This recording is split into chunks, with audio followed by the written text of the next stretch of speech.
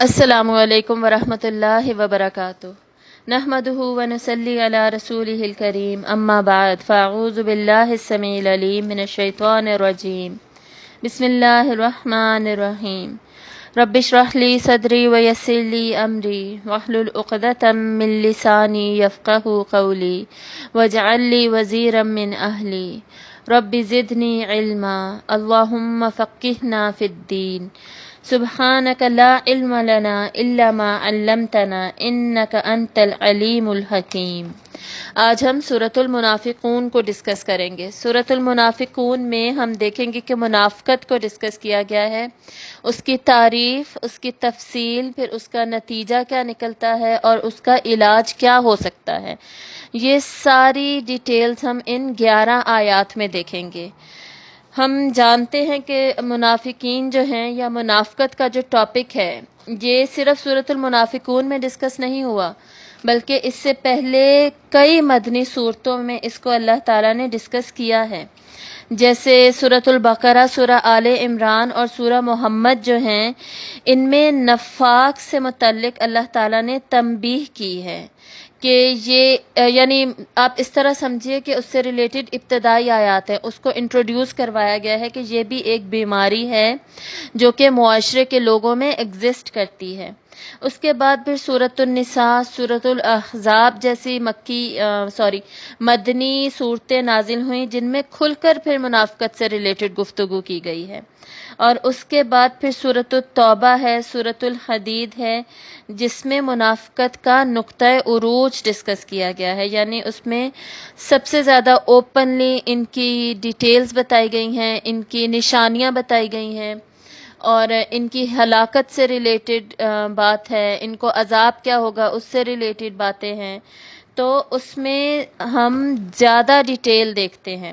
اب سورۃ منافقون کی جو 11 آیات ہیں، ان میں ہم ان تمام مدنی صورتوں میں جو ڈسکشن تھی اس کا انشاءاللہ خلاصہ دیکھیں گے، اور سب سے زیادہ جامع ہمیں تفصیل پھر اس میں سے ملے گی۔ جیسے ہم جانتے ہیں سورۃ البقرہ کی جو آیت نمبر 10 ہے، فی قلوبہم مرض فزادہم اللہ مرضا، کہ ان کے دلوں میں بیماری تھی۔ بیسیکلی منافقت جو ہے وہ دل میں، جیسے ایمان دل میں ہوتا ہے ایسے ہی نفاق جو ہے وہ بھی دل میں ہی ہوتا ہے، اور اس کو اللہ تعالیٰ نے دل کی بیماری قرار دیا ہے۔ اور اسی آیت کو اگر آگے کنٹینیو کریں، وَلَهُمْ عَذَابٌ أَلِيمٌ بِمَا كَانُوا يَكْذِبُونَ، کہ ان کے لیے دردناک عذاب کیوں ہے؟ ان کے جھوٹ بولنے کی وجہ سے۔ بیسیکلی میں کہنا یہ چاہ رہی تھی، اس آیت سے ہم 2 چیزیں سمجھ لیں۔ ایک تو یہ بیماری ہے، دوسرا اس کا آغاز جھوٹ سے ہوتا ہے۔ منافق کی جو سب سے بڑی نشانی ہے نا، وہ اس کا جھوٹ ہے۔ اور ہم آگے مزید جب اس کا یہ جو بیماری ہے اس کا ڈائگنوسس پڑھیں گے تو اس سے ہمیں پتہ چلے گا کہ ان کی تقریباً ہر بات میں، ہر ایٹیٹیوڈ میں، ہر کیا کہتے ہیں شو کرنے میں ہمیں نظر آئے گا ان کا جھوٹ۔ یہ صورت مدنی دور کے آلموسٹ 6th ایئر میں نازل ہوئی تھی، جبکہ جو منافقین تھے وہ کھل کر سامنے آ چکے تھے اور ان کی جو سازشیں تھیں وہ عروج پر جا رہی تھیں۔ تو ان کے بارے میں خبردار کرنے کے لیے اور ان کو کنٹرول کرنے کے لیے، اور یہ کہ مزید مسلمان ان کی سازشوں کا شکار ہو کر ان کے ساتھ شامل نہ ہو جائیں، اس چیز کو مد نظر رکھتے ہوئے اس سورت کی ساری آیات کو ہم ڈسکس کریں گے، اور یہ آیات انہی پرابلمز کو، ایشوز کو ایڈریس کریں گی۔ اس میں اب ہم انشاءاللہ یہ ذہن میں رکھیں گے کہ ہم اپنے آپ کو ساتھ ساتھ جج کرتے جائیں گے کہ ان میں سے کوئی بھی یہ جو مرض ہے منافقت، اس کی ڈائگنوسس میں، اس کی تشخیص میں جو بھی پوائنٹس آتے ہیں، ان میں سے کوئی بھی پرابلم، کوئی بھی ایشو ہمارے اندر تو نہیں ریز ہو رہا، ہمارے دل میں تو نہیں آ رہا۔ یہ پوائنٹ مائنڈ میں رکھتے ہوئے انشاءاللہ اب ہم اس صورت کو آغاز کرتے ہیں۔ اس کے سیکشنز اگر ہم دیکھیں تو فرسٹ جو 3 آیات ہیں 1 to 3، اس میں ان کے باطن میں، ان کے دل میں کیا ایشوز تھے، بیماری کی جڑ کیا تھی، وہ ڈسکس ہوگا۔ اس کے بعد 4 to 6 آیات میں ان کی ظاہری پرابلمز جو ظاہری طور پہ نظر آ جاتی تھیں کہ یہ منافقوں کی نشانیاں ہیں، وہ کیا تھی وہ ہمیں پتہ چلیں گی۔ پھر 7 اور 8 صرف 2 آیات میں ہمیں پتہ چلے گا کہ یہ لوگ کیا ترغیب دیتے تھے، ان کا بیان کیا ہوتا تھا، یہ کہتے کیا تھے، منہ سے بولتے کیا تھے، اور اس میں ان کے لیے اللہ تعالیٰ نے ایک مثال دی ہے۔ غزوہ بنو مستلق ہوئی تھی، اس میں ایک واقعہ ہوا تھا، اس کی مثال سے اللہ تعالیٰ نے سمجھایا کہ ان کی جو دشمنی تھی مسلمانوں کے ساتھ وہ کیسی تھی اور یہ پریکٹیکلی کیا کرتے تھے۔ اس کے بعد 9 to 11 نمبر آیات میں انشاءاللہ ہم اس کا سولوشن دیکھیں گے کہ منافقت سے بچنے کا کیا طریقہ ہے۔ ایک تو ہوتی ہے نا پریکاشنری میئرز، احتیاطی تدابیر کرنا، تو احتیاطی تدبیر کیا ہے جو کرنی چاہیے۔ اس کے بعد اگر کسی کو یہ بیماری ہو جائے یا اس کو ڈر ہو، خوف ہو یا ذہن میں ہو، تو پھر اس کو علاج کیا کرنا چاہیے، یہ انشاءاللہ ہم بالکل اینڈ میں دیکھیں گے۔ اذا جاءك المنافقون قالوا نشهد انك لرسول الله والله يعلم انك لرسوله، جب بھی آپ صلی اللہ علیہ وآلہ وسلم کے پاس منافق آتے ہیں تو وہ کہتے ہیں کہ ہم گواہی دیتے ہیں کہ بے شک آپ یقیناً اللہ کے رسول ہیں، اور اللہ وہ جانتا ہے بے شک آپ یقیناً اللہ کے رسول ہیں۔ آیت کا آغاز جب سے ہو رہا ہے کہ جب بھی وہ آتے ہیں، مطلب یہ کہ یہ ان کا کنٹینیوس ایجنڈا تھا کہ بار بار آ کر سازشیں کرنے کی کوشش کرتے، اپنی پریزنس شو کرنے کی کوشش کرتے، اور اتنے روب سے اور زور ڈال کر کہتے۔ اس آیت میں دیکھیے تاکید برائے تاکید اور برائے تاکید ہے کہ ایک تو نشہدو ہم گواہی دیتے ہیں، اس کے بعد انا بھی زور ڈالنے کے لیے یوز ہوا ہے، لا بھی زور ڈالنے کے لیے یوز ہوا ہے، اور یہ ہے بھی جملہ اسمیہ، تو اس سے بھی ہمیں پتہ چل رہا ہے کہ یہ اس میں مزید زور ڈالا جا رہا ہے، کیونکہ ان کے بیہیویئر سے تو لگتا نہیں تھا کہ یہ مسلمان ہیں۔ عملی طور پر یہ لوگ کچھ اور کہہ رہے ہوتے تھے، جب جہاد پہ جانا ہوتا تو مانتے نہیں تھے، نمازوں کے لیے سستی سے آتے تھے، اور بھی بہت سارے دھوکہ دہی میں اور انوالو تھے، یہودیوں کے ساتھ سازشیں کر رہے تھے۔ تو پھر جب عمل سے یہ لوگ پروو نہیں کر پا رہے تھے تو پھر بات کہہ کر یہ لوگ اس طرح زور دے کر پروو کرنا چاہتے تھے کہ ہاں ہم مانتے ہیں کہ آپ صلی اللہ علیہ وسلم اللہ کے رسول ہیں۔ تو آگے اللہ تعالیٰ فرما رہے ہیں کہ اور اللہ جانتا ہے بے شک آپ یقیناً اللہ کے رسول ہیں، یعنی اللہ تعالیٰ انہیں تنزن جواب دے رہے ہیں کہ ہاں ہاں یہ تو اللہ تعالیٰ کو بالکل پتہ ہے اور اس میں کوئی جھوٹ ہے بھی نہیں۔ لیکن جھوٹ ہے کہاں پہ؟ جھوٹ ان کے دلوں میں تھا کہ یہ اس کے اوپر اس کو مان کر اس کے اوپر عمل نہیں کرنا چاہتے تھے۔ واللہ یشہد ان المنافقین الکاذبون ان المنافقین لکاذبون، اور اللہ گواہی دیتا ہے کہ بے شک منافق البتہ جھوٹے ہیں۔ اسٹیٹمنٹ جو یہ کہہ رہے تھے بالکل سچی تھی، لیکن ان کا جھوٹ کیا تھا کہ ہم گواہی دیتے ہیں۔ یہ لوگ اس بات کی گواہی نہیں دیتے تھے، بلکہ جیسے ہی ان کی ضرورت ہوتی تو فوراً مکر جاتے اور پیچھے سے آپ صلی اللہ علیہ وسلم کا اور مسلمانوں کا مذاق اڑاتے اور دشمنوں کا ساتھ دیتے۔ اتخذوا ایمانہم جنۃ فصدوا عن سبیل اللہ، انہوں نے اپنی قسموں کو ڈھال بنا لیا تو انہوں نے روکا یا وہ خود رک گئے اللہ کے رستے سے۔ مطلب یہ کہ جب وہ بار بار جھوٹ بولتے تو جو انسان بار بار جھوٹ بول رہا تھا نا اس کو خود بھی لگنے لگ جاتا ہے کہ وہ جھوٹ بول رہا ہے، اور دوسرے بھی لوگ اس کا یقین کرنا چھوڑ دیتے ہیں۔ تو پھر سیکنڈ سٹیج اس کی کیا آتی ہے کہ وہ پھر قسموں پہ آ جاتا ہے، قسمیں کھانے لگ جاتا ہے، کیونکہ اب اس کو پتا ہے کہ اس کی بات تو مانی نہیں جائے گی، تو قسموں کو وہ اپنی ڈھال بنا لیتے کہ شاید اس کی وجہ سے ہم رک جائیں۔ اور جو صد کا ورڈ ہے اس میں لازم اور لازم فعل متعدی دونوں کے میننگز آتے ہیں، رکنا اور روکنا، یعنی اپنے آپ کو بھی روکتے تھے اللہ کے راستے میں جانے سے، خرچ کرنے سے، اپنا وقت لگانے سے، اور دوسروں کو بھی روکا کرتے تھے کہ یہ کیا تم فالتو چیزوں میں لگے ہوئے ہو، ایم ہی اپنا ٹائم ضائع کر رہے ہو، اپنے گھر کی فکر کرو، مال کی تجارت کی فکر کرو، اپنے قبیلے کی دوستوں کی فکر کرو، اپنی اولاد کی فکر کرو۔ تو یہ سب کچھ ان کا سسٹم چل رہا ہوتا تھا۔ انہم ساء ما کانوا یعملون، بے شک وہ کتنا برا ہے جو یہ عمل کر رہے ہیں۔ یعنی ان کا یہ عمل اللہ تعالیٰ فرما رہے ہیں کہ اتنا برا تھا، جو کہ یہ اوپر سے مسلمان ہونے کا لبادہ اوڑھ رکھا تھا اور کہتے تھے کہ ہم مسلمان ہیں، اور اندر سے ان کی حقیقت یہ تھی، ذالک بأنہم آمنوا ثم کفروا، یہ اس وجہ سے کہ وہ ایمان لائے پھر انہوں نے کفر کیا۔ یعنی جب آپ صلی اللہ علیہ وآلہ وسلم مدینہ میں تشریف لائے اور بہت سارے لوگ مدینہ کے آلریڈی مسلمان ہو چکے تھے، اور آپ کو دیکھنے کے بعد باقی بھی مسلمان ہونے لگے، تو یہ سارے جو لوگ تھے ان پر پریشر پڑنے لگا کہ اب اسٹرانگ پارٹی تو آپ صلی اللہ علیہ وآلہ وسلم کی ہی ہوگی، بے تاج بادشاہ تو اب آپ ہی ہوں گے، تو ان کو مجبوراً اسلام کو قبول کرنا پڑا اور اس کو فالو کرنا پڑا۔ اب قانوناً تو یہ مسلمان ہی تھے، کہلاتے بھی مسلمان تھے اور خود کو کہتے بھی مسلمان ہی تھے، لیکن جیسے میں نے پہلے بتایا، نفاق اور ایمان جو ہے وہ دل کی کیفیت کا نام ہے، اور اس کو کوئی بھی جج نہیں کر سکتا، یہ نہیں بتا سکتا کہ یہ کتنا ایمان کس کے اندر ہے یا کتنا کمزور ایمان ہے کسی کے اندر۔ اب ان کا مسئلہ یہ تھا کہ ان کا ایمان کمزور تھا، لیکن یہ ایمان لائے تھے۔ اب یا تو یہ جو اسلام کے جو مراحل تھے، جو تقاضے تھے، جو ریکوائرمنٹس تھیں کہ آزمائشیں آئیں گی، جنگیں کرنی ہوں گی اور وقت دینا ہوگا، مال دینا ہوگا، یا تو اس سے واقف نہیں تھے، یا پھر اس وقت جانتے تھے لیکن جب حقائق بن کر یہ سارا کچھ سامنے آیا تو پھر پاؤں میں لغزش ہو گئی، تو پھر اس پہ عمل نہیں کرنا چاہتے تھے، اور پھر منافقت میں انہوں نے قدم رکھا۔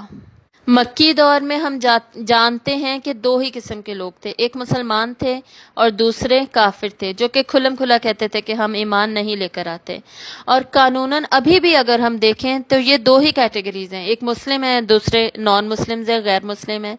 باقی جو ہیں وہ تو پھر ہمیں قرآن میں سے پتہ چلتا ہے کہ یہ تیسری قسم کے بھی ایک لوگ تھے جن کی یہ نشانیاں تھیں، اور یہ بظاہر مسلمان تھے لیکن اندر سے دشمنوں کے ساتھ ملے ہوئے تھے۔ نفاق کا جو ورڈ ہے نا، وہ بھی نفقہ جو ہے وہ سرنگ کو کہتے ہیں، وہ سرنگ جو دونوں سائڈ سے اوپن ہوتی ہے، یعنی یہ لوگ دو منہ والے لوگ ہوتے تھے۔ اب دو سائڈ سے سرنگ کیوں اوپن ہوتی ہے؟ تاکہ جو بھی بیچ میں سے گزر آئے یا گاڑی گزر رہی ہے وہ سیفلی پہنچ سکے، یا ادھر سے یا ادھر سے، کہیں پہ پھنسے نہ، کوئی مشکل نہ ہو۔ تو ان کے بھی دو چہرے کیوں ہوتے تھے؟ اپنی حفاظت کے لیے، کہ اگر ہم ایک طرف سے پھنستے ہیں تو ہماری دوسری طرف سے حفاظت ہو جائے گی، ہم دوسری طرف سے بچ جائیں گے، اور اگر ہم دوسری طرف پھنستے ہیں، دشمن ہی ہمارے پیچھے پڑ جائیں، تو ہم مسلمانوں کو یہ تو کہہ سکتے ہیں کہ بھائی ہم بھی تو تمہارے ساتھ ہی رہتے ہیں، ہم بھی تو مسلمان ہیں، ہم تمہارے دوست ہیں، تمہارے ساتھ کھاتے پیتے ہیں، تو ہمارا ساتھ دو۔ اسی لیے یہ دل میں جو کفر چھپا رکھے تھے اس کی وجہ سے اللہ تعالیٰ کہہ رہے ہیں کہ پھر انہوں نے کفر کیا، جو ہمیں یا اس وقت کے مسلمانوں کو نظر نہیں آ رہا تھا، لیکن اللہ تعالیٰ اسے پوائنٹ آؤٹ کر رہے ہیں۔ تو پھر نتیجن کیا ہوا؟ فَطُبِعَ عَلَىٰ قُلُوبِهِمْ، تو مہر لگا دی گئی ان کے دلوں کے اوپر، فَهُمْ لَا يَفْقَهُونَ، پس وہ نہیں وہ سمجھتے۔ یعنی مہر لگا کر، مہر یہاں پہ مطلب ہے سیل کر دینا، دلوں کو بند کر دینا، دلوں کو بھی ان کے بند کر دیا گیا اور وہ سمجھتے بھی نہیں ہیں، یعنی عقل بھی ان کی چلی گئی، عقل بھی ان کی بند ہو گئی۔ تو جب دل بند ہو جاتے ہیں اس کا مطلب ہے کہ کوئی بھی نالج، کوئی بھی علم، اللہ تعالیٰ کی آیات، تلاوت، کچھ بھی اب ان کے دل میں داخل ہو ہی نہیں سکتا، اور پھر یہ لوگ عقل سمجھ بھی اپنی نہیں یوز کر سکتے۔ ایسا ہوا کیوں؟ ان کے اپنے عمل کی وجہ سے، ان کی منافقت کی وجہ سے۔ جھوٹے بہانے بنا بنا کر یہ لوگ ذمہ داریوں سے بچنے کی کوشش کرتے، نہ ہمت تھی، نہ عزیمت تھی، نہ ہی یہ لوگ اطاعت کرتے، اطاعت رسول اور اللہ تعالیٰ کی اطاعت سے بھی خالی تھے بالکل۔ اس لیے ہمیں بھی ہر وقت اپنی باطنی کیفیت کا جائزہ لیتے رہنا چاہیے کہ ہمارا ایمان کس لیول پر ہے، کہیں کمزوری کی طرف تو نہیں جا رہا، اور کمزوری کی طرف جاتے جاتے کہیں نفاق ہمارے دلوں میں انٹر نہ ہو جائے۔ جب تک کسی مسلمان سے کوئی غلطی ہوتی ہے نا، یا گناہ ہوتا ہے، اور پھر اس کو ندامت کا احساس ہو اور وہ اس کو ایکسیپٹ کر کے اس پہ توبہ کر لے، تو وہ دل میں اس کے ایمان ہی رہتا ہے، لیکن جہاں پہ اس سے گناہ ہوا اور وہ اسے ایکسیپٹ کرنے لگا، ندامت ہوئی، ایکسیپٹ کرنے لگا، لیکن اس کے دل میں خیال آ گیا خیر ہے میں جھوٹ بول لیتا ہوں، جھوٹ بول کے بچ جاؤں گا، کوئی بات نہیں، کون سا کسی کو پتہ چلے گا. تو جیسے ہی وہ جھوٹ دل میں آتا ہے نا، تو وہاں سے پھر نفاق کا سٹارٹ ہو جاتا ہے. اور ہم لوگ خود اپنے آپ کو جج کر سکتے ہیں کہ ہماری زندگی میں کتنا جھوٹ ہے اور کتنا سچ شامل ہوتا ہے. کسی گناہ سے گناہ کا جو رزلٹ ہوگا اس سے بچنے کے لیے ہم لوگ کہیں جھوٹ تو نہیں بولتے، ہم سے کوئی غلطیاں ہو جاتی ہیں، ان کو چھپانے کے لیے ہم جھوٹ بولتے ہیں یا پھر ہم ان کو ایکسیپٹ کر کے اپنے آپ کو چینج کرتے ہیں. یہ سمجھنا کہ ہم سے منافقت کا کوئی تعلق ہی نہیں ہے، یہ غلط ہے. مسلمان ہمیشہ تشویش میں رہتا ہے. آپ صلی اللہ علیہ وآلہ وسلم نے فرمایا کہ نفاق کا ڈر یا اندیشہ صرف مومن کو ہوتا ہے، اور نفاق سے محفوظ خود کو صرف منافق ہی سمجھتا ہے. تو واقعہ تو ہمیں پتہ ہے، جب حضرت حنظلہ رضی اللہ تعالی عنہ اپنے گھر سے باہر نکلے اور یہ کہتے ہوئے جا رہے تھے کہ حنظلہ منافق ہو گیا، حنظلہ منافق ہو گیا، حالانکہ وہ اونچے درجے کے مومن تھے. تو رستے میں انہیں حضرت ابوبکر صدیق رضی اللہ تعالی عنہ ملے، تو انہوں نے پوچھا کہ حنظلہ تم ایسے کیوں کہہ رہے ہو؟ حضرت حنظلہ نے فرمایا کہ جب میں آپ صلی اللہ علیہ وآلہ وسلم کے ساتھ ہوتا ہوں، ان کی صحبت میں، تو ایمان کا لیول اور ہوتا ہے، اور جب ہم باہر ہوتے ہیں گھر سے تو ہم باقی کاموں میں مصروف ہو جاتے ہیں اور وہ ایمان وہ نہیں رہتا. تو حضرت ابوبکر نے فرمایا کہ اگر ایسا ہے پھر تو میری بھی یہی سچویشن ہوتی ہے. اور وہ دونوں پھر گھبرا کر آپ صلی اللہ علیہ وآلہ وسلم کے پاس پہنچے، یعنی ان کو ایک اندیشہ تھا صرف. تو یہی اندیشہ ہمیں بھی ہونا چاہیے. تو آپ صلی اللہ علیہ وآلہ وسلم سے انہوں نے عرض کی، تو آپ صلی اللہ علیہ وآلہ وسلم نے فرمایا کہ اگر تمہارا ایمان ہمیشہ ویسا ہی رہے جیسا کہ میری صحبت میں ہوتا ہے، تب تو فرشتے تمہارے بستروں پر آ کر تمہیں سلام کریں. یعنی تم اتنی ہائی فائی چیز بن چکے ہو کہ تم بستروں پر آرام کر رہے ہو بیٹھے ہوئے، اور تمہارے ارد گرد فرشتوں کا مجمع ہو جو تمہیں سلام کر رہے ہوں، اس طرح ہو. تو یہ تو پاسبل نہیں ہے. تو پھر ایمان جو ہے ہمارا ہائی لو ہوتا رہتا ہے، لیکن اس کو بالکل باؤنڈریز میں سے نکلنا نہیں دینا، ہم نے اس کو کنٹرول کرنا ہے. آپ صلی اللہ علیہ وآلہ وسلم نے یہ بھی فرمایا کہ منافق سے اگر گناہ سرزد ہو جائے نا، تو اسے بس اتنا ہی احساس ہوتا ہے کہ جیسے ناک پر کوئی مکھی بیٹھی تھی اور اس نے اڑا دی. اور مومن سے اگر گناہ سرزد ہو جائے تو اسے محسوس ہوتا ہے کہ گویا پہاڑ تلے آ گیا ہو، یعنی اتنا زیادہ اس کو بوجھ محسوس ہوتا ہے اپنے اعصاب کے اوپر. ان 3 آیتوں سے، یہ فرسٹ سیکشن سے، ہمیں جو منافق ہوتا ہے اس کی باطنی جو سمپٹمز ہیں، جو نشانیاں ہیں، وہ پوائنٹ آؤٹ ہو رہی ہیں، ان کا ہمیں پتہ چل رہا ہے. تو یہاں پہ میں آپ کو یہ بھی حدیث بتا دوں جو انشاءاللہ ہم سب کو ہی آتی ہوگی. آپ صلی اللہ علیہ وآلہ وسلم نے فرمایا کہ منافق کی 3 نشانیاں ہیں کہ جب وہ بولے تو جھوٹ بولے، اور جب وہ وعدہ کرے تو اس کو توڑے. یہ ہم نے آیت نمبر 2 میں دیکھا، آیت نمبر 1 پھر 2، اور نمبر 3 جب بھی امانت رکھے تو پھر اس میں خیانت کرے.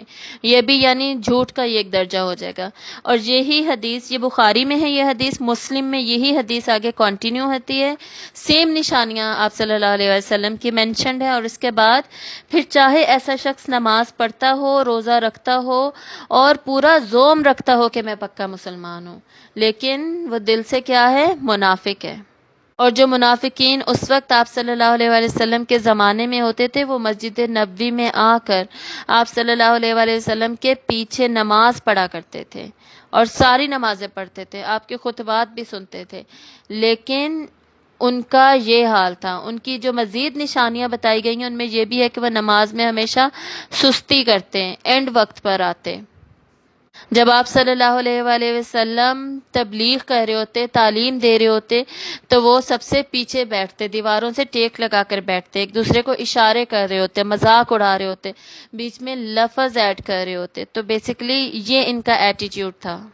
اور اسی سے ہمیں یہ بھی پتہ چل رہا ہے سورۃ المنافقون کا کہ پچھلی 2 صورتوں سے اس کا کیا ربط تھا. بیسیکلی سورۃ الصف اور سورۃ الجمعہ میں بھی مدینہ میں جو دشمن تھے، مکہ میں تو صرف ایک ہی دشمن تھا نا، جو قریش تھے، مشرکین تھے بیسیکلی، اور باقی قبیلے بھی تھے لیکن مشرکین تھے. اور مدینہ میں اب یہودی تھے اور پھر منافقین بھی ایڈ ہو گئے. تو یہودی سنس شروع سے ہی پتہ تھا کہ یہ دشمنی کریں گے، اور انہوں نے سٹارٹ سے ہی کرنا شروع کر دی تھی. تو ان کا ذکر پہلے ہے سورہ صف میں ہے، پھر سورۃ الجمعہ میں ہے. تو اب سورۃ المنافقون میں اللہ تعالیٰ جو مدینہ میں دوسرا بڑا دشمن تھا مسلمانوں کا، اس کے بارے میں بات کر رہے ہیں. کیونکہ جب تک ہم آئیڈینٹیفائی نہیں کریں گے کہ ہمارے دشمن کون ہیں، تب تک ان سے مقابلہ نہیں ہو سکتا. اور اگر مقابلہ نہیں ہو سکتا تو پھر ہمارا جو بھی ہدف ہے، گول ہے، ٹارگٹ ہے یا مقصد ہے، اس کو ہم حاصل نہیں کر سکتے، اچیو نہیں کر سکتے.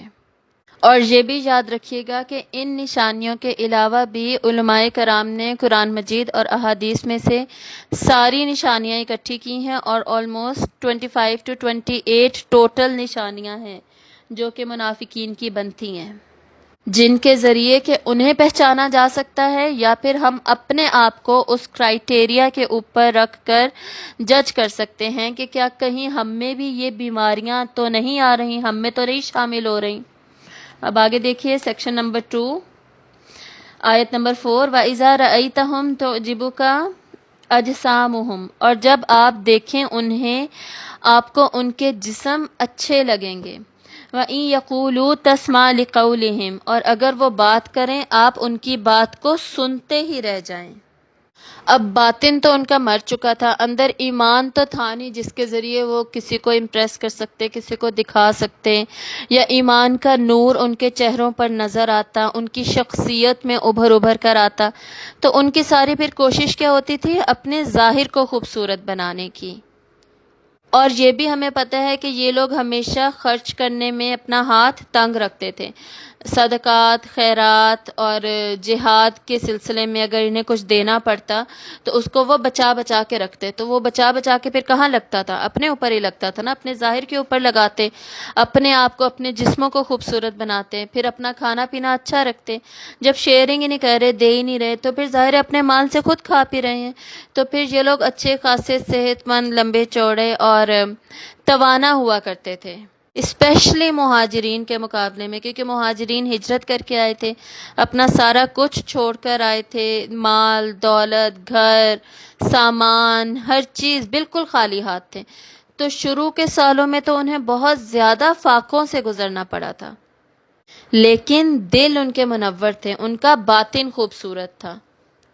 اور پھر دوسری ان کی کیا بات بتائی گئی ہے؟ ظاہری جو نشانیاں ہیں، اب ہم وہ دیکھ رہے ہیں، ایک جسم اور پھر ان کی باتیں، کہ جب یہ باتیں کرتے تو انتہائی خوبصورت باتیں کرتے، اتنی خوبصورت کہ آپ مطلب جو بھی مومنین تھے وہ ان کو سنتے ہی رہ جائیں. مطلب یہ کہ بڑے بڑے دعوے کرنا کہ ہاں ہم تو ایسا کر جائیں گے، ہم تو یہ کر لیں گے، یہ یہودی ہم سے لڑ کر تو دیکھیں، ہم انہیں ختم کر دیں گے. جیسے سورۃ التوبہ میں ہم نے پڑھا تھا، انہوں نے مسجد زرار، ایک مسجد بنائی مدینہ میں اکیلے، یعنی سامنے سے شو آف بہت زیادہ کر رہے تھے کہ جی ہم بڑا کام کر رہے ہیں دین کے لیے، اور باتیں کر کے بتاتے. آپ صلی اللہ علیہ وآلہ وسلم کو انہوں نے پھر انوائٹ کیا کہ آپ آئیں، ہماری مسجد کا افتتاح کریں، تو اس میں پھر ہم نماز پڑھنا سٹارٹ کریں گے. تو اس طرح کی اور خوبصورت باتیں کر کے کہ ہم جی بڑے اچھے مومن ہیں، اس لیے ہم نے مسجد بنائی ہے ایک ایڈیشنل، اور اس لیے ہم یہ کر رہے ہیں، اور آپ صلی اللہ علیہ وسلم کو ہم امپورٹنس دے رہے ہیں، اس لیے آپ آئیے. یعنی اس طرح کی باتیں ان کی بہت زیادہ ہوا کرتی تھی، جس سے کہ وہ بیسکلی آپ صلی اللہ علیہ وآلہ وسلم کو اور باقی مسلمانوں کو امپریس کرنے کی کوشش کرتے. اب کسی طرح تو انہوں نے اپنی ریپوٹیشن بچانی تھی نا، یہ تو نہیں ہو سکتا تھا کہ وہ اپنے آپ کو ظاہر کر دیں. اب اگر فرض کریں کوئی کافر ہو، مشرک ہو، یہودی ہو، وہ تو سامنے ہے نا، ظاہر ہے، وہ تو پتہ چل رہا ہے اور وہ خود بھی بتا رہا ہے. لیکن ان کا تو مقصد ہی یہ تھا جھوٹ بولنا، دھوکہ دینا، چھپنا. تو چھپنے میں یہ بھی شامل ہو گیا کہ جی اب وہ اپنی ریپوٹیشن کیسے بچائیں، باقی مسلمانوں کے ساتھ پھر گھل مل کر کیسے رہیں. تو اس میں انہیں پھر یہ بھی کرنا پڑتا، اچھی اچھی باتیں کرنی پڑتی. لیکن آگے اللہ تعالیٰ ان کی حالت بتا رہے ہیں کہ اصل میں ان کی کیا حالت تھی. کأنہم خشب مسندہ، گویا کہ وہ لکڑیاں ہیں ٹیک لگائی ہوئی. یحسبون کل صیحۃ علیہم، وہ گمان کرتے ہیں ہر بلند آواز کو اپنے اوپر. لکڑیاں ہیں یعنی خود کو، اپنے آپ کو بہت زیادہ اسٹرانگ سمجھتے، کہ جیسے درخت کی لکڑی اسٹرانگ ہوتی ہے، لیکن اندر سے بالکل کھوکھلے تھے. اسی لیے ٹیک لگایا ہوا تھا، سہارا لیتے تھے. جیسے شروع میں ہم نے دیکھا شہادت کا سہارا لے رہے ہیں، نشہدو کہہ کے بات کر رہے ہیں کہ آپ اللہ کے رسول ہیں، اور اپنی پرسنالٹیز کو خوبصورت بنا کے اس کا سہارا لیتے، اپنی اچھے اچھے الفاظ کا سہارا لیتے، لیکن اصل میں وہ اندر سے کھوکھلی لکڑیوں کی طرح تھے. اور جب بھی کوئی بلند آواز ہوتی تو وہ اس کو اپنے اوپر سمجھتے. مطلب یہ کہ ہر وقت جیسے کوئی انسان غلط کر رہا ہو نا، وہ ہر وقت کانشیس ہوتا ہے کہ کہیں میرے بارے میں تو بات نہیں ہو رہی، کہیں مجھے تو ایسا نہیں کہا جا رہا، کہیں وہ جو دو لوگ بات کر رہے ہیں وہ میرے بارے میں تو نہیں کر رہے، اب یہ آیات نازل ہوئی ہیں یہ کہیں میرے بارے میں تو نازل نہیں ہوئی. یعنی وہ لوگ اس طرح پھر سوچا کرتے تھے. اور آج بھی بہت سارے لوگ ہم نے دیکھے ہوئے ہیں اس طرح کہ کوئی بھی کچھ اور بات ہو رہی ہو، کوئی اور ڈسکشن ہو رہی ہو، تو انہیں یہ ہوتا ہے کہ کہیں میرے بارے میں تو بات نہیں ہو رہی، کہیں مجھے تو ڈسکس نہیں کیا جا رہا. تو بیسیکلی یہ دل کے اندر کا خوف ہوتا ہے، تو وہی خوف ان کے دلوں میں تھا. ہم العدو فاحذرہم، وہی دشمن ہیں، پس آپ ان سے محتاط رہیے. یعنی منافق جو ہیں یہ بھی آپ کے اور مسلمانوں کے دشمن ہیں، یہ ہم سب کے دشمن ہیں، یہ اسلام دشمن ہے. قاتلہم اللہ، غارت کرے انہیں اللہ. انا یؤفکون، کہاں سے وہ پھیرے جاتے ہیں، مطلب کہاں سے یہ پلٹ رہے ہیں کہ ان کو احساس ہی نہیں ہے اس چیز کا. ایمان کو پا کر، اسلام کو حاصل کر کے، مسلمان ہو کر وہاں سے پلٹے، آپ صلی اللہ علیہ وآلہ وسلم کی صحبت میں رہ کر، آپ سے بیعت کر کر وہاں سے پلٹے ہیں. کہاں سے یہ پلٹ رہے ہیں، کہاں سے پھیرے جا رہے ہیں، ان کو احساس ہی نہیں ہے اس چیز کا. تو جب اسلام سے پلٹے، ایمان سے کفر کی طرف چلے، آپ صلی اللہ علیہ وآلہ وسلم کی صحبت سے کوئی فائدہ نہیں اٹھایا، تو پھر غلطیاں تو ان سے ہوتی تھیں، اور وہ پھر پرومیننٹ بھی ہوتی تھی اور سب کو نظر بھی آتی. اب آگے دیکھیے، وَإِذَا قِيلَ لَهُمْ، اور جب ان سے کہا جاتا تھا، آؤ یستغفر لکم، بخشش کی دعا کریں تمہارے لیے، رسول اللہ، اللہ کے رسول. اب یہ جو ان سے غلطیاں ہو رہی تھی، اس کے اوپر جب ان سے کہا جاتا کہ آؤ تمہارے لیے اللہ کے رسول بخشش کی دعا مانگے، جیسے مسلمان جو تھے باقی ان سے بھی غلطیاں ہو جاتی. جیسے سورۃ التوبہ میں غزوہ تبوک کے موقع پر 3 مسلمانوں کا ذکر ہے کہ ان سے غلطی ہوئی تھی اور انہوں نے توبہ کی، اور آپ صلی اللہ علیہ وآلہ وسلم نے بھی ان کے لیے دعا کی. اس کے علاوہ بھی سیرت میں ہمیں بہت سارے ایسے واقعات پتہ چلتے ہیں جس میں مسلمانوں سے غلطی ہو جاتی تھی. جیسے غزوہ احد کا ذکر ہے سورہ آل عمران میں، اور اس میں بھی فرمایا گیا آپ صلی اللہ علیہ وسلم سے کہ ان کے لیے استغفار کریں، آپ ان کے لیے مغفرت کی دعا کریں. تو ان کے لیے بھی آپ صلی اللہ علیہ وسلم نے مغفرت کی دعا کی. تو سب سے غلطیاں، چھوٹی چھوٹی غلطیاں تو سب سے ہو رہی تھیں، ان سے بھی غلطیاں ہو رہی تھیں، لیکن جب ان سے کہا جاتا کہ مغفرت کی دعا آپ صلی اللہ علیہ وآلہ وسلم کے پاس آئیں، تو یہ لوگ صاف انکار کر دیتے آنے سے. لَوَّوْا رُؤُوسَهُمْ وَرَأَيْتَهُمْ يَصُدُّونَ وَهُمْ مُسْتَكْبِرُونَ، وہ موڑتے ہیں اپنے سروں کو اور دیکھتے ہیں آپ انہیں، وہ رکتے ہیں اس حال میں کہ وہ تکبر کرنے والے ہیں. مطلب یہ کہ وہ آرام سے سر ہلا کے نہ کہہ دیتے. بیسیکلی اس کا مطلب یہ ہوا کہ ان کو اپنے اعمال پہ کوئی شرمندگی ہی نہیں ہوتی تھی. جیسے غزوہ تبوک کے موقع پر بھی ان لوگوں نے جانے سے منع کر دیا تھا مختلف بہانے بنا کر. اب جب آپ صلی اللہ علیہ وسلم واپس آئے تو انہوں نے پھر ڈیفرنٹ ایکسکیوزز پیش کیے کہ یا رسول اللہ میں بیمار تھا، میں ایسے تھا ویسے تھا، اور یعنی اپنے اعمال پہ شرمندگی بھی نہیں ہوتی تھی کہ ہم گئے نہیں، اللہ کا حکم تھا ہمیں جانا چاہیے تھا. غزوہ تبوک پر جانا والنٹری نہیں تھا بلکہ فرض تھا، کمپلژن تھی. تو یہ لوگ بہانے بنا کر پھر خوش ہو جاتے کہ ہم بچ گئے ہیں. اسی طرح غزوہ احد پر جب لشکر نکل گیا تو عبداللہ بن ابی جو کہ منافقین کا سردار تھا، وہ 300 لوگوں کو لے کر نکل گیا اور اس کو اس پہ کوئی شرمندگی نہیں تھی. اور آگے بھی ابھی ہم غزوہ بنو مستلق کا واقعہ دیکھیں گے، اس میں بھی کچھ اسی طرح ہوا. منافقین نے پنگا لیا لیکن انہیں اپنے کیے پہ کوئی شرمندگی نہیں تھی، بلکہ وہ تکبر کرتے کہ ہم آپ صلی اللہ علیہ وآلہ وسلم کے پاس جائیں، اس لیے جائیں کہ ہم اپنا گناہ مانیں، ہم اپنی جو ہمارا کام ہے جو ہم نے کیا ہے اس کو ہم غلط سمجھیں، غلط سمجھ کے اس کو ایکسیپٹ کریں. نہیں، ہم اسی طرح ہی ٹھیک ہیں. وہ اس چیز سے اپنے آپ کو روک لیتے تھے، آپ صلی اللہ علیہ وسلم کے پاس نہ جاتے اور نہ ہی اپنی غلطیوں پر ندامت کا اظہار کرتے. سواء علیہم، یکساں ہیں ان پر، یعنی ان کے لیے برابر ہے. استغفرت لہم ام لم تستغفر لہم، خواہ آپ بخشش مانگے ان کے لیے آپ صلی اللہ علیہ وآلہ وسلم، یا آپ نہ بخشش مانگے ان کے لیے. یعنی آپ صلی اللہ علیہ وسلم اگر ان کے لیے دعا کریں بھی، کیونکہ آپ صلی اللہ علیہ وآلہ وسلم رحمت للعالمین عالمین تھے، جو رحمت تھی، رافت تھی، وہ آپ کے پرسنالٹی کا، آپ کی شخصیت کا حصہ تھی. آپ صلی اللہ علیہ وآلہ وسلم پر ہمیشہ رحمت غالب رہتی تھی. تو اسی کی وجہ سے اللہ تعالیٰ فرما رہے ہیں کہ اگر آپ اپنے رحم کرنے کی وجہ سے ان کے لیے معافی مانگ بھی لیں گے نا، یا آپ نہیں بھی معافی مانگتے، تو وہ بالکل برابر ہے. لن یغفر اللہ لہم، ہرگز نہیں اللہ انہیں بخشے گا. اللہ تعالیٰ انہیں کیوں نہیں بخشے گا؟ کیونکہ انہیں خود سے نہ ندامت ہوئی اور نہ ہی انہوں نے اللہ تعالیٰ سے معافی مانگی. جو خود سے ہی معافی نہیں مانگنا چاہتا، توبہ کے سٹیپس ہوتے ہیں نا، اپنی غلطی کو ریئلائز کرنا، اس پر ندامت شو کرنا، پھر اس کے اوپر توبہ کرنا، استغفار کرنا، اور پھر اس کو دوبارہ نہ کرنے کا ارادہ کرنا. یہ 4 سٹیپس پورے ہوں تو اس کی توبہ قبول ہوتی ہے. جب وہ خود ہی ان چاروں سٹیپس کو فالو نہیں کرنا چاہ رہے تو کوئی اور ان کے لیے دعا کرے تو وہ پھر اللہ تعالیٰ کیوں قبول کریں گے؟ اور یہی ہم سب کے لیے بھی ہے. استغفار کے لیے، توبہ کے لیے یہ 4 سٹیپس ہمیں بھی فالو کرنے ہوں گے. ان اللہ لا یہدی القوم الفاسقین، بے شک اللہ نہیں وہ ہدایت دیتا ان لوگوں کو جو کہ فاسق ہیں. یہ لوگ یعنی فاسق تھے.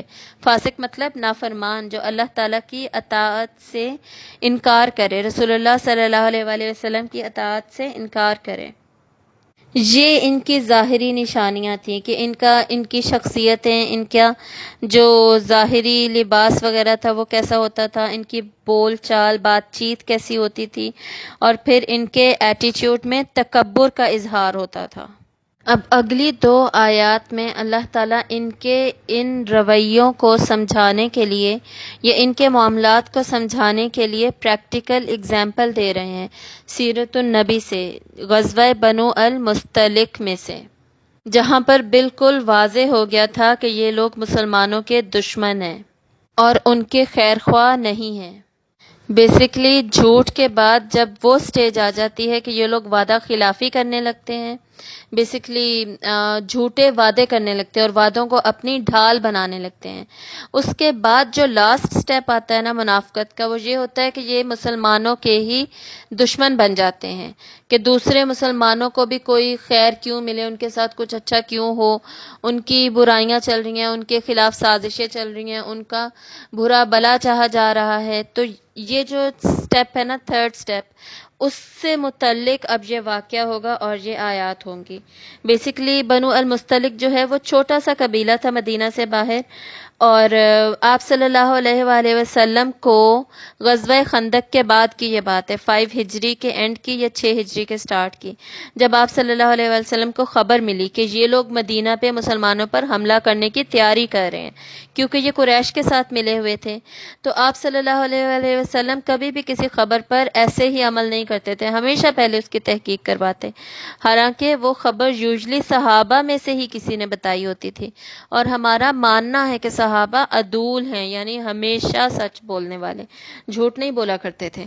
لیکن سورۃ الحجرات میں جیسے ہم نے پڑھا ہے کہ ہر خبر کی تحقیق کروانی چاہیے کہ وہ سچی ہے، یعنی کنفرم تو اسے کرنا ہی ہے. تو آپ صلی اللہ علیہ وسلم پہلے کنفرم کرتے، پھر آپ نے تیاری کی ان پر حملہ کرنے کی، کہ یہ لوگ سنس ہم پہ حملہ کرنے کی تیاری کر رہے ہیں تو ہم پہلے ہی انہیں پکڑ لیتے ہیں. اس کو غزوہ مریسیہ بھی ویسے کہا جاتا ہے. تو اب اس پرٹیکولر جنگ میں منافقین بھی جانے کے لیے ساتھ تیار تھے، بالکل تیار ہو گئے تھے اور چلے بھی گئے تھے ساتھ. کیوں؟ کیونکہ انہیں پتا تھا کہ جی یہ بہت ایزی وکٹری ہے. چھوٹا سا قبیلہ ہے بنو مستلق جو ہے، اور اتنے بہادر بھی نہیں ہیں. مسلمان زیادہ بہادر ہیں، زیادہ جوش میں ہیں، ایمان والے ہیں، اور پہلے بھی سب کو ہرا چکے ہیں، تو اب بھی پھر وہ مینج کر لیں گے. تو انہیں پتا تھا کہ اتنا کوئی نقصان ہمارا نہیں ہونا، تو ہم بس پھر ساتھ چلتے ہیں. ورنہ نہ یہ بدر میں تھے، نہ یہ احد میں تھے، اور نہ ہی خندق میں انہوں نے کوئی رول پلے کیا تھا. اور جو یہودیوں، اس کے درمیان میں ہی یہودیوں کے ساتھ جو 2 قبیلوں کو نظر بند کیا گیا تھا اور ان کو نکالا گیا تھا، تو اس میں بھی یہ لوگ قلعہ بند کرنے میں، سیل کرنے میں یہ لوگ شامل نہیں تھے. خیر جب مسلمانوں نے حملہ کیا تو جو ایکسپیکٹیشن تھی وہی ہوا، یہ لوگ فوراً ہار مان گئے، ان کو پھر قیدی بنایا گیا اور عورتیں اور بچے بھی، اور سب پھر مسلمانوں کے پاس تھے، ان کا پورا علاقہ مسلمانوں کے ہاتھ میں آ چکا تھا۔ پھر آپ صلی اللہ علیہ وآلہ وسلم نے انہی کے سردار کی بیٹی تھی حضرت جویریہ رضی اللہ تعالیٰ عنہ، جو کہ مسلمان ہوئی، اور آپ صلی اللہ علیہ وآلہ وسلم نے وہیں پہ ان سے نکاح کیا۔ تو پھر باقی مسلمانوں نے بھی تمام جو ان کے قیدی تھے نا، ان سب کو چھوڑ دیا کہ جی یہ اب آپ صلی اللہ علیہ وآلہ وسلم کے سسرالی ہیں تو ہم انہیں قیدی کیسے بنا سکتے ہیں۔ تو اسی اخلاق سے امپریس ہو کر پھر حضرت جویریہ کی برکت سے، یعنی ان کے مسلمان ہو کر آپ صلی اللہ علیہ وسلم کی زوجہ بننے کی وجہ سے پھر وہ سارے مسلمان ہو گئے اور سب کو چھوڑ دیا گیا، اور وہ سردار بھی پھر دوبارہ اس قبیلے کے سردار بن گئے۔ یعنی یہ مسلمانوں کا جنگ کرنے کا طریقہ ہوتا تھا کہ کوئی بھی ان کو کسی قسم کا نقصان نہیں دیا گیا، اور اسی طرح سارا کچھ ویسے ہی قائم ہو گیا۔ جیسے میں نے پہلے سورۃ الصف میں بھی بات کی تھی کہ مسلمانوں کا گول یہی ہوتا تھا کہ اسلام نافذ ہونا چاہیے۔ جب اسلام نافذ ہو رہا ہے تو انہیں حکومتوں سے کچھ نہیں تھا کہ یہ لینڈ ہمارے قبضے میں ہو، یہ حکومت ہمارے قبضے میں ہو، ایسا کچھ نہیں تھا۔ خیر پھر بنو المستلق سے جب واپسی ہوئی آپ صلی اللہ علیہ وآلہ وسلم کے ساتھ، حضرت عائشہ رضی اللہ تعالیٰ عنہ بھی تھیں، باقی لشکر تھا، واپس جاتے ہوئے ایک کنویں پر پڑاؤ ہوا، رکے تو انصار اور مہاجرین کے ایک ایک فرد کے درمیان تھوڑا جھگڑا ہو گیا۔ مہاجرین میں سے حضرت عمر رضی اللہ تعالیٰ عنہ کے غلام تھے، اور وہ اور ایک انصاری تھے۔ اب وہ کنویں پر جھگڑے کی بات بہت چھوٹی سی تھی، پانی کی وجہ سے جھگڑا ہوا تھا، لیکن مہاجر اور انصاری نے کیا کیا کہ جو انصار تھا اس نے آواز لگائی یا الانصار، کہ انصاریوں میری آ کے مدد کرو۔ آگے مہاجر نے بھی آواز لگائی یا المہاجرین، تم لوگ بھی میری آ کے مدد کرو۔ معاملہ بڑھتا چلا گیا تو آپ صلی اللہ علیہ وآلہ وسلم وہاں پر تشریف لائے اور ان کی اس جو جھڑپ ہوئی تھی اس کو ختم کر دیا، اور آپ صلی اللہ علیہ وسلم نے فرمایا کہ میں تمہارے اندر ابھی موجود ہوں اور تم لوگ پھر بھی یہ قومیت اور جاہلیت کی باتیں کر رہے ہو۔ اور یہ کہہ کے پھر آپ صلی اللہ علیہ وآلہ وسلم فوراً چل پڑے اور لشکر کو بھی آگے کو چلا دیا۔ کیوں؟ تاکہ معاملہ رفع دفع ہو جائے اور کوئی بھی اس ایک معاملے کو پکڑ کر ہی نہ بیٹھا رہے۔ لیکن عبداللہ بن ابی، جس کا میں نے آپ کو بتایا جو کہ منافقین کا سردار کہلاتا ہے، وہ وہاں پر موجود تھا، اس نے سارا واقعہ دیکھا۔ اب اس نے جو کہا تھا، جو اس کا ڈائلاگ تھا، وہ آگے ہم آیت میں دیکھیں گے، آیت نمبر 8 میں، آیت نمبر 7 میں، ہم الذین یقولون لا تنفقوا علی من عند رسول اللہ حتی ینفضوا، وہی ہیں جو کہتے ہیں نہ تم خرچ کرو اوپر ان کے جو آپ صلی اللہ علیہ وآلہ وسلم کے پاس ہیں، یہاں تک کہ وہ منتشر ہو جائیں۔ یعنی یہ تم انصاری ہی ہو جنہوں نے مہاجرین کو پناہ دے رکھی ہے اور ان کو کھلا پلا رہے ہو، ان پہ خرچ کر رہے ہو، تو ان کے اوپر تم کسی قسم کا کوئی خرچ نہ کرو جب تک کہ یہ لوگ منتشر نہیں ہو جاتے، یعنی ہمیں چھوڑ کر ادھر ادھر نہیں چلے جاتے۔ ہمارے شہر پر انہوں نے قبضہ کر رکھا ہے، ہمارے حصے دار بنے ہوئے ہیں ہماری چیزوں کے، ہمارے ساتھ تجارت کر رہے ہیں، تو یہ لوگ جب تک چلے نہیں جاتے نا، ان کی مدد نہ کرو۔ جب تم لوگ مدد نہیں کرو گے تو پھر یہ رکیں گے کیسے؟ یہ لوگ تو آلریڈی نیڈی ہیں، تو ان کو تو پھر جانا ہی پڑے گا۔ تو اللہ تعالیٰ انہیں جواب دے رہے ہیں کہ وَلِلَّهِ خَزَائِنُ السَّمَاوَاتِ وَالْأَرْضِ، اور خزانے اللہ ہی کے لیے ہیں، آسمانوں اور زمین کے، وَلَكِنَّ الْمُنَافِقِينَ لَا يَفْقَهُونَ، اور لیکن منافق جو ہیں وہ نہیں سمجھتے۔ یعنی آسمان و زمین کے جتنے بھی خزانے ہیں ان سب کا مالک اللہ ہے، یہ لوگ اس کے مالک تو نہیں بن گئے جو کہ اس کو شیئر نہیں کر سکتے۔ جیسے اللہ تعالیٰ ہمیشہ رزق کو اپنے ساتھ ایسوسیٹ کرتے ہیں کہ ہم نے رزق دیا انہیں، تو خزانے اللہ تعالیٰ اپنے خزانوں میں سے ہمیں دیتے ہیں، تو کوئی ہم اپنی جیب میں سے تو نکال کر نہیں دے رہے ہوتے۔ تو وہی انہیں یاد کرایا جا رہا ہے اور انہیں جواب دیا جا رہا ہے۔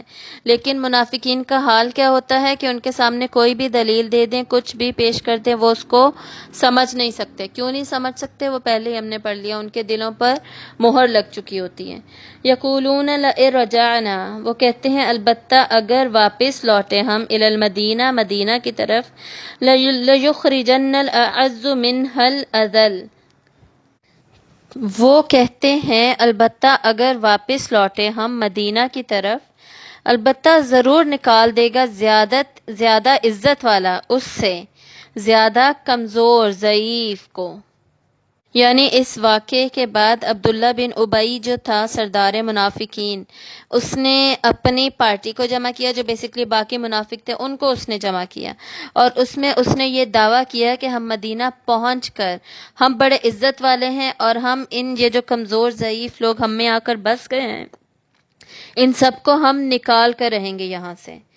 تو اللہ تعالیٰ انہیں جواب دے رہے ہیں وَلِلَّهِ الْعِزَّةُ وَلِرَسُولِهِ وَلِلْمُؤْمِنِينَ، اور عزت ساری کی ساری کس کے لیے ہے؟ اللہ ہی کے لیے اور اس کے رسول کے لیے اور مومنین کے لیے۔ عزت مطلب آنر اور غلبہ وہ صرف اللہ کے لیے ہے، اور اس اللہ کے رسول اور مومنین کے لیے ہے۔ وَلَٰكِنَّ الْمُنَافِقِينَ لَا يَعْلَمُونَ، اور لیکن منافق وہ نہیں جانتے۔ اب جب یہ ڈائلاگ اس نے بولا تھا عبداللہ بن ابی نے، تو وہاں پر ایک صحابی موجود تھے جو کہ بیسکلی ٹین ایج صحابی تھے، زید بن ارقم وہاں پر موجود تھے، اور انہوں نے پھر آپ صلی اللہ علیہ وآلہ وسلم کو جا کر بتایا کہ یہ اس طرح کی باتیں کر رہا ہے آپ صلی اللہ علیہ وآلہ وسلم اور مسلمانوں کے خلاف۔ تو آپ صلی اللہ علیہ وآلہ وسلم نے اسے بلایا اور پوچھا، تو اس نے وہیں پر انکار کر دیا کہ نہیں، میں نے تو ایسا کچھ نہیں کہا، اور یہ ایک بچہ ٹین ایجر، اس کی آپ بات مان رہے ہیں؟ میں مدینہ کا سردار تھا، بنو ازرج کا ابھی بھی سردار تھا عبداللہ بن ابی۔ تو اس نے اس طرح کی ایموشنل باتیں کرنے کے بعد، صاف انکار کرنے کے بعد وہ وہاں سے چلا گیا۔ تو اس کے بعد یہ 2 آیات اللہ تعالیٰ نے نازل فرمائیں، جس سے ان صحابی زید بن ارقم رضی اللہ تعالیٰ عنہ کا سچ بھی ثابت ہوا، اور آپ صلی اللہ علیہ وآلہ وسلم پر بھی ان کا راز فاش ہو گیا۔ اور پھر اسی غزوہ سے واپسی پر ہی حضرت عائشہ رضی اللہ تعالیٰ عنہ والا بھی وہ واقعہ ہوا جس میں آپ کے بارے میں انہی منافقین نے اور عبداللہ بن ابی نے باتیں کی، غلط الزام لگایا گیا، جس کی برات کے لیے پھر اللہ تعالیٰ نے سورۃ النور کی آیات نازل کی۔ وہ واقعہ بھی غزوہ بنو مستلق یا غزوہ مریسیہ، اس کے 2 نام ہیں، انہی کے اینڈ پہ ہوا تھا۔ یعنی ان کی منافقت مزید کھل کر سامنے آ چکی تھی۔ اب آگے دیکھیے آیت نمبر 9 to 11، اب ان کو سولوشن دیا جا رہا ہے، ان کو اور تمام مسلمانوں کو کہ منافقت سے بچنے کا طریقہ کیا ہے۔ یا ایھا الذین آمنو، اے لوگو جو ایمان لائے ہو، لا تلھکم اموالکم، نہ غافل کریں تمہیں تمہارے مال، ولا اولادکم، اور نہ ہی تمہاری اولاد، عن ذکر اللہ، اللہ کے ذکر سے۔ مطلب یہ کہ جو مین پرابلم تھا نا، وہ کیا تھا کہ مال اور اولاد جو ہے وہ ہمارے پاس ہی رہے، ہم اپنے مال کو اسلام کے لیے خرچ نہ کریں، ہم قرض حسنہ نہ دیں، ہم صدقات خیرات جہاد کے لیے نہ اپنا مال دیں نہ اپنا اولاد دیں۔ اور اولاد کا یہاں پر اس وجہ سے بھی ریفرنس آ رہا ہے کہ جو مال ہے وہ جب اس طرف سے بچایا جا رہا ہے، اسلام کے رستے میں خرچ ہونے سے بچایا جا رہا ہے، تو پھر وہ لگایا کہاں جا رہا ہے؟ وہ پھر اپنی اولاد پہ لگایا جا رہا ہے کہ ہمارے بچے اچھا پہنیں، اچھا کھائیں پئیں، اچھی ایجوکیشن حاصل کریں۔ اور یہ گناہ نہیں ہے، یہ بالکل ٹھیک ہے، لیکن بات ہے بیلنس رکھنے کی، معتدل ہونے کی۔ ہم امت وسط ہیں، اللہ تعالیٰ نے ہمیں سورۃ البقرہ میں امت الوسط کہا، مطلب یہ کہ ہم ہر چیز میں اعتدال رکھتے ہیں، دنیا کو بھی لے کر چلنا ہے، دنیا کے معاملات بھی دیکھنے ہیں، لیکن پرائیورٹی کس کو دینی ہے، پریفرنس کس کو دینی ہے؟ اللہ تعالیٰ کے دین کو دینی ہے۔ والدین کے، ازواج کے، اولاد کے حقوق بہت زیادہ ہیں، اور ان پر خرچ کرنا بھی صدقہ ہے، اور آپ صلی اللہ علیہ وآلہ وسلم نے ان کا وراثت میں سے بھی حصہ ان کا فکسڈ ہے، اور ان کو وصیت بھی کی جا سکتی ہے، اور ان مزید مال ان کے لیے چھوڑا جا سکتا ہے، لیکن یہ سب تب کیا جائے گا جب دین پر بھی خرچ کیا جا رہا ہے۔ یہ غلط ہے کہ دین کو ٹوٹلی اگنور کر دیا جائے، دین پر بالکل بھی خرچ نہ کیا جائے، اور سارا کا سارا مال صرف اسی چکر میں لگ جائے کہ جی ہم اپنے اوپر کیسے خرچ کریں، ہمارا ظاہری ہم بڑے خوبصورت لگ رہے ہیں دیکھنے میں جیسے منافقین تھے، اور ہمارا بول چال، ہمارا کھانا پینا، ہم اپنا ہیلدی فوڈ اور ان سب چیزوں کا خیال رکھ رہے ہیں، اور اپنے بچوں کا بس، اور ہمیں کسی کی، مسلمانوں کی یا اسلام کی کوئی فکر ہی نہیں ہے. تو بیسکلی مال اور اولاد کی بیجا محبت، حد سے زیادہ بڑی ہوئی محبت، اس کی نفی کی جا رہی ہے کہ اس میں انسان اتنا زیادہ بیزی ہو جاتا ہے کہ وہ اللہ تعالیٰ کے ذکر سے بھی غافل ہو جاتا ہے، اللہ کے ذکر کو بھول جاتا ہے. تلہکم لہو سے، جو ہم نے پہلے بھی پڑھا تھا سورۃ الجمعہ میں ہی، کہ وہ لوگ لہو میں بیزی ہو جاتے، انٹرٹینمنٹ کی طرف چلے جاتے. لہو ہر وہ فضول کام ہوتا ہے، فالتو کام، یعنی بے مقصد کام جس کا کوئی نتیجہ نہیں نکلتا، جو صرف ہم ٹائم پاس کرنے کے لیے کر رہے ہوتے ہیں، اور وہ کام کیا کرتا ہے، پھر ہمیں اللہ کی یاد سے غافل کر دیتا ہے. تو یہ بالکل نہیں ہونا چاہیے. اب کسی کی یاد ہوتی کہاں ہے؟ جیسے ہم فرض کریں اپنے پیرنٹس کو ہم نے یاد کرنا ہے، وہ دور رہتے ہیں، ہم انہیں یاد کر رہے ہیں، کیا ہم ہمیشہ بول کے یاد کرتے ہیں؟ دل میں یاد کرتے ہیں نا. کسی کی بھی یاد دل میں ہوتی ہے. اسی طرح اللہ تعالیٰ کی یاد سب سے پہلے ہمارے دل میں ہونی چاہیے. جب دل میں ہوگی تو زبان پر بھی اذکار آئیں گے، ٹھیک ہے نا. اس سے ہمیں یہ سمجھنے کی ضرورت ہے کہ کیا واقعی ہمارے دل میں جو فرسٹ سٹیپ ہے کہ دل میں اللہ کی یاد ہو، وہ ہوتی ہے. ہم تو ایون نماز بھی جب پڑھ رہے ہوتے ہیں تو ہمارے ذہن میں وہ پلاننگز چل رہی ہوتی ہیں کہ میں نے پیسہ کہاں سے کمانا ہے، میں نے انویسٹمنٹ کہاں پہ کرنی ہے، میری سیونگ کتنی ہونی چاہیے، میں نے وہ پلاٹ کیسے خریدنا ہے، کیا کرنا ہے، میرا کمرشل کتنا ایسٹ بن رہا ہے. ساری توجہ نماز میں بھی، جس میں کہ اللہ کا سب سے زیادہ ذکر ہو رہا ہے. الذکر یعنی قرآن کے بعد نماز آتی ہے ذکر کے لیے اللہ تعالیٰ کے. تو اس میں ہمارا ذہن کہاں لگا ہوا ہوتا ہے؟ لہو میں لگا ہوا ہوتا ہے، مال اور اولاد میں لگا ہوا ہوتا ہے کہ میرے بچوں کی پوزیشن اچھی آ جائے، ان کی ایجوکیشن ایسی ہو جائے، ان کا یہاں پہ ایڈمیشن ہو جائے، ان کی اس چیز کی ٹیوشن رکھنی ہے، وغیرہ وغیرہ.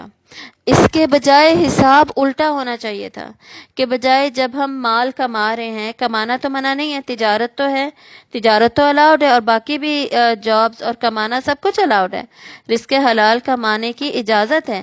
تو جب انسان کمائی کر رہا ہے، بجائے یہ کہ وہ اللہ کی یاد سے غافل ہو جائے، اس کمائی میں اللہ کی یاد شامل ہونی چاہیے. انسان ساتھ ساتھ تسبیحات کر رہا ہے، کچھ تلاوت قرآن پڑھ رہا ہے، یا قرآن کو سن رہا ہے جب وہ خاموشی کے ساتھ کچھ کر رہا ہے. بیسکلی اللہ تعالیٰ کا ذکر ہمارے باقی کاموں پر غالب ہونا چاہیے. اسی طرح ہماری اولاد کی اس طرح کی تربیت ہونی چاہیے کہ وہ دین کو پرائیورٹی دیں، دین کے لیے تیار ہوں، انہیں شوق ہو جنت کا، انہیں ہر وقت ان کے ذہن میں یہ بات ہو کہ جو ہمارا ٹارگٹ ہے وہ جنت ہے، ہماری الٹیمیٹ منزل جو ہے وہ جنت ہے. اور اس کو ذہن میں رکھتے ہوئے جب وہ اپنی لائف کا ہر ڈیسیجن لیں گے، اور ڈیسیجن تو ہر وقت لینا پڑتا ہے ہماری لائف میں، کیا روز کی بیسس پہ ہر قدم اٹھاتے ہوئے ہم یہ سوچتے ہیں کہ یہ کریں یا وہ کریں، ایسے کریں یا ویسے کریں، چاہے چھوٹی سے چھوٹی چیز ہو، جیسے پانی بھی پینا ہو، رائٹ سے پینا ہے یا لیفٹ سے پینا ہے. انسان بہت سارے ڈیسیجنز تو ہم غیر شعوری طور پر لے رہے ہوتے ہیں. تو ان سب میں غالب کیا ہونا چاہیے؟ غالب ہونا چاہیے دین کا پہلو، کہ اللہ تعالیٰ نے کیسے بتایا، اللہ تعالیٰ کی مرضی کیا ہے، اس کے مطابق ہر سٹیپ کرنا چاہیے. اس طرح ہمارے بچوں کی تربیت ہو، ہمارے بچے تیار ہوں، اور وہ جو اچھا مومن ہوتا ہے نا، اچھا اور سچا، جو سچا مومن ہے، وہ ہمیشہ اس کو چیک کرنے کا نا یہ طریقہ ہے، وہ جب اپنے آپ کو دین میں لگاتا ہے نا، تو وہ کبھی بھی یہ نہیں چاہتا کہ اس کی اولاد صرف دنیا کی ہو کے رہ جائے. وہ اپنی اولاد کو بھی اپنے ساتھ دین میں لگاتا ہے، کیونکہ اسے پتہ ہے کہ سچائی یہی ہے. پرابلم کب ہوتی ہے؟ وہ کہاوت تو آپ نے سنی ہوگی، آؤٹ آف سائٹ اور آؤٹ آف مائنڈ. یعنی جو چیز ہمیں نظر نہیں آ رہی اس کو ہم زیادہ امپورٹنس ہی نہیں دے رہے ہوتے. جنت ہمیں نظر نہیں آ رہی، قیامت کا دن ہمیں نظر نہیں آ رہا، اللہ تعالیٰ ہمیں نظر نہیں آ رہے. رسول جو تھے وہ اس وقت کے زمانے کے لوگوں نے تو دیکھ لیا، ہمارا تو رسولوں پر بھی غیبی ایمان ہے، ہمیں نظر نہیں آ رہے، فرشتے ہمیں نظر نہیں آ رہے. پھر ہم کیا کریں؟ ہمارا تو ہے ہی ایمان بالغیب. اب جو چیز آؤٹ آف سائٹ ہے، نظر تو نہیں آ رہی، تو وہ پھر کہیں آؤٹ آف مائنڈ تو نہیں ہو رہی، کہیں ہم اسے بھولتے ہی تو نہیں جا رہے. یہ اصل میں اس چیز پہ ہمیں فوکس کرنے کی ضرورت ہے. اور یہ پہلا علاج ہے جو منافقت کا دیا گیا ہے، یا یہ منافقت سے بچنے کا طریقہ ہے۔ جس کے دل میں ہر وقت اللہ تعالیٰ کی یاد زندہ ہوگی، اللہ کے ذکر سے اس کی زبان تر ہوگی، تو وہ بہت کم چانسز ہیں، سمجھے زیرو کے قریب چانسز ہیں کہ وہ منافقت کی طرف جائے، یا منافقت کی جو بیماری ہے وہ اس کے دل میں جڑ پکڑے، اور کسی کو لگے جیسے ہم نے منافقت کی نشانیاں شروع میں پڑھی ہے، ان میں سے ایک نشانی اس کے دل میں آنے لگی ہے، ہلکا ہلکا فیل ہو رہا ہے۔ ہر وقت اپنا تجزیہ، سیلف اسیسمنٹ ضروری ہے۔ اب بندہ سیلف اسیسمنٹ کر رہا ہے، فیل ہو رہا ہے کہ میں کہیں جھوٹ بولنے لگ گیا ہوں، میں نے وہاں پہ جھوٹ بول دیا تھا، مجھے ایسا نہیں کرنا چاہیے تھا، فلاں فلاں، تو اگر وہ ذکر کر رہا ہے نا اللہ تعالیٰ کا ذکر مسلسل، تو فوراً وہ اپنی اس غلطی کو پکڑ لے گا، فوراً اس پہ نادم ہوگا، اور آئندہ نہ کرنے کے لیے توبہ کرے گا اور ارادہ کرے گا۔ تو اس طرح اللہ تعالیٰ کے ذکر کا اثر ہوگا۔ اور اللہ کے ذکر میں کیا کیا آ جاتا ہے یہ آپ لوگ اچھی طرح جانتے ہیں۔ سب سے پہلی چیز ہے الذکر، یعنی قرآن مجید کو الذکر کہا گیا، یعنی سب سے بڑا ذکر یہی ہے۔ اس کے بعد سورۃ طٰہٰ میں اللہ تعالیٰ نے فرمایا وَأَقِمِ الصَّلَاةَ لِذِكْرِي، میرے ذکر کے لیے کیا کرو؟ نماز قائم کرو۔ اس کے بعد ہمارے اللہ تعالیٰ سے دعا مانگنا، وہ اللہ تعالیٰ کا ذکر ہے۔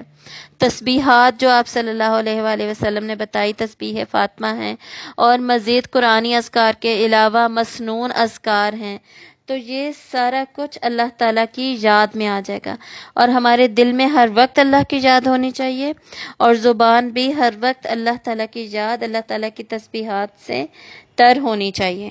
تو ان کے منافقت میں پڑنے کی وجہ کیا تھی، یا ابھی بھی کسی مسلمان کے منافقت میں پڑنے کی کیا وجہ ہو سکتی ہے؟ مال اور اولاد سے حد سے زیادہ محبت، کہ صرف ان کا ہی خیال ہو اور اللہ کا خیال ہو ہی نہ۔ اور اس سے بچنے کے لیے پھر پریکاشنری میئر یا احتیاطی تدبیر کیا ہے کہ اللہ تعالیٰ کو مسلسل یاد کیا جائے، اللہ تعالیٰ کا ذکر کیا جائے۔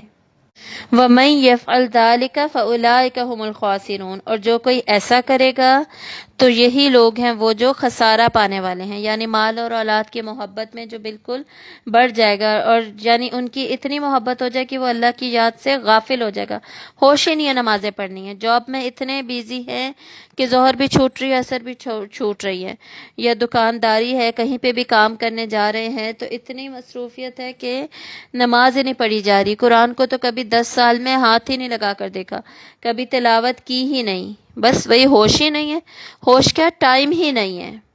اولاد کی تربیت اور تعلیم منع نہیں ہے، حضرت یعقوب علیہ السلام کی ہمیں اگزامپل ملتی ہے قرآن مجید میں، حضرت ابراہیم علیہ السلام کی مثال ملتی ہے، ان دونوں نے اپنے بیٹوں کی کس طرح تربیت کی، کس طرح آداب فرزندی سکھائے، کس طرح ان کو تعلیم دی گئی، لیکن ایک بیلنس رکھنا ضروری ہے۔ تو یہ جو خسارہ ہے نا، یعنی نقصان ہے، اس نقصان کو اٹھانے سے ہم سب نے بچنا ہے، اور بچنے کا طریقہ اللہ تعالیٰ کا ذکر ہے۔ وَأَنفِقُوا، اب آگے جو نفاق کی طرف جا رہا ہے اس کے لیے مزید علاج بتایا جا رہا ہے کہ وہ کیا کریں۔ وَأَنفِقُوا مِمَّا رَزَقْنَاكُم مِّن قَبْلُ، اور خرچ کرو اس میں سے جو ہم نے تمہیں رزق دیا، اس سے پہلے ان کے یاتی احدکم الموت، آ جائے تم میں سے کسی ایک کو موت۔ ٹھیک ہے، یعنی نفاق کا سولوشن کس میں دیا گیا ہے، علاج کس میں دیا گیا ہے اس مرض کا؟ انفاق میں۔ انفاق کا مطلب ہوتا ہے کھپا ڈالنا، بہت زیادہ خرچ کرنا۔ اب یہاں پر مطلب ہے انفاق فی سبیل اللہ، اللہ تعالیٰ کے راستے میں دینا، یعنی وہ جو محبت تھی نا تمہارے دل میں مال کی، اولاد کی، اس کو نکالنے کا کیا طریقہ ہے کہ اس کو نکال کے اللہ کے راستے میں دے دو۔ مال سے بڑی محبت ہے، سیونگ کیے جا رہے ہیں، انویسٹمنٹ کیے جا رہے ہیں، تو اس کے بجائے مال کو 3 پارٹس میں ڈیوائیڈ کیجئے، ایک پارٹ چیریٹی کا رکھیے، اور چیریٹی بھی دیجئے، ہمیشہ اپنے مال کو 3 ہی حصوں میں ڈیوائیڈ کریں، انویسٹمنٹ، سیونگ اینڈ چیریٹی۔ تو اس طرح جو بھی کرے گا وہ پھر انشاءاللہ کامیاب ہوگا، اور پھر دل سے مال کی محبت نکلے گی۔ اب اولاد کو کیا کرنا ہے؟ اولاد کو بھی دین میں لگائیے، دین کی طرف لے کر آئیے، اللہ تعالیٰ کے راستے میں تبلیغ کرنا، اور مختلف کسی بھی طرح بینیفیشل ہونا، فائدہ مند ہونا، یہ سب سکھائیے۔ تو یہ کیا ہو جائے گا؟ اولاد کو بھی اللہ کے راستے میں خرچ کرنا۔ اور اللہ تعالیٰ فرما رہے ہیں کہ جو بھی ہم نے رزق دیا ہے، صرف مال اور اولاد ہی نہیں، پھر باقی چیزیں بھی آ جائیں گی. جیسے ہمارے پاس باقی چیزیں ہیں، جیسے ہماری گاڑی ہے، بائک ہے، سائیکل ہے، کچھ بھی اگر تبلیغ میں یوز ہو سکتا ہے تو وہ ہم تبلیغ میں یوز کریں. ہمارے پاس کتابیں ہیں، اسلامک بکس ہیں، وہ ہم شیئر کر سکتے ہیں، لائبریریز میں دے سکتے ہیں. ہم قرآن مجید ہمارے پاس زیادہ ہیں، پاراز ہیں، وہ ہم مدرسے میں رکھوا سکتے ہیں. ہمیں کپڑوں سے، جوڑوں سے، سوٹوں سے بہت زیادہ محبت ہے. لون کے سوٹس بن رہے ہیں، کھدر کے کھاڑی کے بن رہے ہیں، یہ وہ ہم خرید رہے ہیں، برانڈڈ خرید رہے ہیں، پریٹ خرید رہے ہیں. تو اس کو کیا کریں؟ اللہ کے راستے میں دیں. کسی بھی چیز کی جو محبت دل پر غالب آ رہی ہے نا، اس کو ختم کرنا ہے، اس چیز کو اللہ کے راستے میں دینا ہے. بیسکلی گول یہاں پر یہ ہے. اور رزق میں ہمارا وقت بھی آ جائے گا. اللہ تعالیٰ نے ہمیں جو وقت دیا ہے، جو ہمیں صلاحیتیں دی ہیں، جو ہمیں پوٹینشیل اینڈ سکلز دیا ہے، اس کو بھی ہم اللہ تعالیٰ کے راستے میں خرچ کریں، اللہ تعالیٰ کے راستے میں دیں، تاکہ وہ ہم خسارے سے بچ سکیں اور وہ ہمارے لیے آگے کام آ سکے. تو اللہ تعالیٰ آگے کیا فرما رہے ہیں کہ تم میں سے کسی ایک کو موت آ جائے، یعنی یہ کام تم نے موت آنے سے پہلے پہلے کرنا ہے. مطلب یہ ہوا کہ موت آنے تک ہمیں اس چیز کا ڈر ہونا چاہیے، اندیشہ ہونا چاہیے کہ کہیں منافقت نہ ہمارے دلوں میں آ جائے، کہیں یہ مرض نہ ہمارے دلوں کو ہو جائے. جیسے بڑھاپے میں بہت ساری بیماریاں ہو جاتی ہیں. جیسے فزیکل پرابلمز اگر ہوتی ہیں تو بڑھاپے میں تکاثر اور تفاخر کی بھی بیماری ہو جاتی ہے کہ انسان بہت زیادہ جمع کرنے لگ جاتا ہے. 10 گاڑیاں، یہ خیر یہ تو زیادہ ہی ہو گئی، 4-5 گاڑیاں رکھنے لگ جاتا ہے، یا پلاٹس پہ پلاٹس خریدے جا رہے ہیں، یا ادھر انویسٹمنٹ ادھر.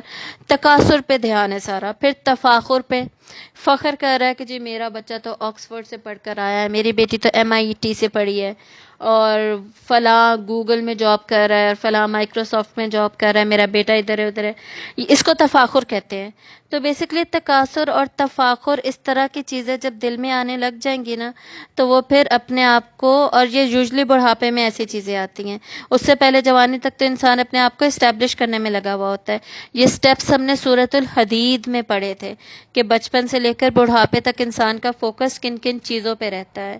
تو پھر جب تک موت نہیں آ جاتی نا، تب تک اس چیز کا اندیشہ رکھو اپنے دل میں، ڈرو اللہ سے، پھر اللہ کی یاد کو تازہ رکھو اور اللہ کے راستے میں خرچ کرتے رہو، تاکہ اس بیماری سے آخری وقت تک بچے رہو. فیقولا، تو وہ کہے ربی لولا، یعنی اگر کسی کو موت کے قریب وہ آ گیا ہے اور اس نے ایسا نہیں کیا تھا، تو وہ پھر وہ بیچارہ کیا کہے گا؟ ربی لولا اخرتنی الی اجل قریب، اے میرے رب کیوں نہ مہلت دی تو نے مجھے ایک وقت تک قریب کے. یعنی تھوڑی سی قریب کے وقت، مطلب تھوڑی سی 2-4 گھنٹے یا 2-4 دن، اس طرح قریب کے وقت کی مہلت، کچھ مجھے مہلت مل جاتی کہ میں اس میں نیک کام کر لیتا. فاصدق واکم من الصالحین، تو میں صدقہ کرتا اور میں نیک لوگوں میں سے ہو جاتا. یعنی موت اب کیا ہوا؟ پہلے تو ہم نے out of sight out of mind والا پڑھا تھا نا، تو اب تو اس نے دیکھ لیا، فرشتہ آ گیا ہے، موت آ گئی ہے. اب تو ہے واقعی اگلی دنیا ایگزسٹ کرتی ہے، کچھ نہ کچھ ہے، وہ تو ریالٹی ہے. اب پتہ چل گیا جی وہ ریالٹی ہے. تو وہ کیا کہے گا؟ یا اللہ تھوڑی سی پلیز اور مہلت دے دے کہ میں واپس جا کر کچھ صدقہ کر لوں اور میں بھی نیک لوگوں میں سے ہو جاؤں. اور آگے اللہ تعالیٰ کیا فرما رہے ہیں؟ وَلَن يُؤَخِّرَ اللَّهُ نَفْسًا، اور ہرگز نہ مہلت دے گا اللہ کسی نفس کو، اذا جاء اجلها، جب آ جائے گی موت اس کی.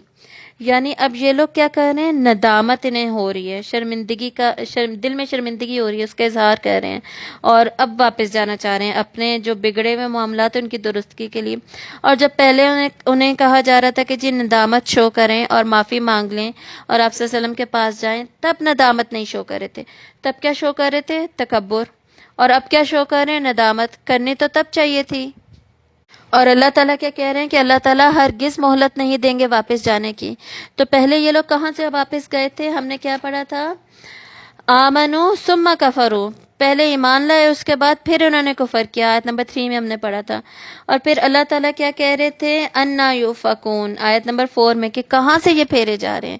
یعنی جب انہوں نے یو ٹرن لیا تو کتنا برا یو ٹرن لیا کہ ایمان سے کفر کی طرف جا رہے ہیں، آپ صلی اللہ علیہ وسلم کی صحبت چھوڑ کے دشمنوں کی طرف جا رہے ہیں، اور اب جب کہ کوئی یو ٹرن نہیں ہے، واپسی نہیں ہے، تو اب موت کو دیکھ کے واپسی کا راستہ مانگ رہے ہیں کہ یا اللہ، اس وقت انہیں چاہیے تھا کہ اس واپسی کو روک کے رکھتے، ایمان سے قدم جما کر رکھتے، تو اب آ کر پھر انہیں اس یو ٹرن کی بات کرنے کی ضرورت نہیں تھی، بلکہ پھر یہ خوش ہو رہے ہوتے کہ ہم اللہ تعالیٰ سے ہماری ملاقات ہونے لگی ہے۔ لیکن پھر یہ لوگ کہتے کیا؟ مہلت مانگتے، اور اللہ تعالیٰ فرماتے کہ اب مہلت، اب واپس پھرنا، پلٹنا، مہلت، اب ایسا کچھ نہیں ہے، جب موت آ جائے گی۔ واللہ خبیر بما تعملون، اور اللہ خوب خبر رکھنے والا ہے اس کی جو تم عمل کرتے ہو۔ مطلب یہ کہ اللہ تعالیٰ ان کے اعمال سے اچھی طرح واقف ہیں، یعنی اگر یہ واپس چلے بھی جائیں نا تو ان کے عمل بدلنے والے نہیں ہیں، ان کے اعمال، ان کی نیتیں پھر بھی وہی رہیں گی، اور یہی سارا کچھ یہ لوگ کرتے رہیں گے۔ ایمان سے تو یہ لوگ پھر گئے تھے، لیکن اب موت سے کوئی پھرنا، کوئی واپسی نہیں ہوگی۔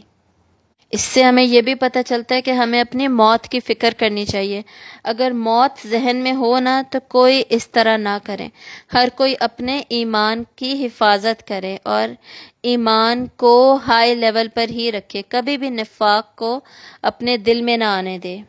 اب اس کو ہم ان 11 آیات کو تھوڑا ریورس ایکشن میں دیکھتے ہیں۔ اس کو اب دیکھیے، اینڈ سے کیا ہے کہ اگر ایک انسان موت کو یاد رکھتا ہے، انفاق فی سبیل اللہ، اللہ کے راستے میں خرچ کرتا ہے، ذکر اللہ میں مصروف رہتا ہے ہر وقت، تو پھر وہ کیا کرے گا؟ اس کے دل میں رعب اور دبدبا اور تکبر جو تھا ظاہری طور پہ، وہ آئے گا ہی نہیں۔ اس کے دل سے مال اور اولاد کی محبت نکل جائے گی۔ وہ اپنی شخصیت کے ظاہر کو سنوارنے کے بجائے باطن کو سنوارنے پہ زیادہ توجہ دے گا، تاکہ باطن سے نور نکل کے اس کے چہرے پر آئے، ایمان کا نور نظر آئے، بجائے یہ کہ جھوٹی شان و شوکت ہو اس کی، اور وہ نہ جھوٹ بولے گا، نہ وعدہ خلافی کرے گا، نہ امانت میں خیانت کرے گا، نہ ہی کوئی جھوٹے دعوے کرے گا، بلکہ اپنے عمل کو ایمان کے مطابق کر لے گا، اور پھر وہ منافقت سے بچ جائے گا۔